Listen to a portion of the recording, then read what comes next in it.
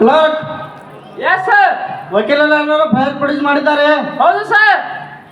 ಹಾಗಿದ್ದರೆ ಅಪರಾಧ ಕೂಗಿ. ಶ್ರೀಮತಿ ಶ್ವೇತಾ ಪ್ರಶಾಂತ್ ಹಾಜರೇ. ಶ್ರೀಮತಿ ಶ್ವೇತಾ ಪ್ರಶಾಂತ್ ಹಾಜರೇ. ಶ್ರೀಮತಿ ಶ್ವೇತಾ ಪ್ರಶಾಂತ್ ಹಾಜರೇ.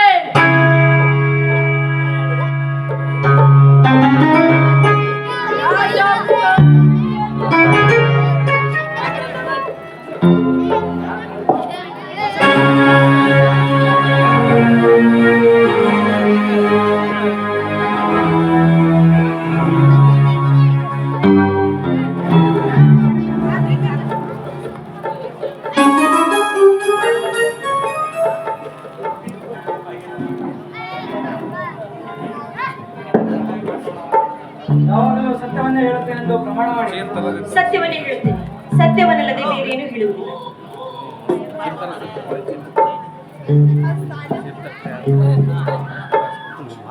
ನಿಮ್ಮ ಹೆಸರು?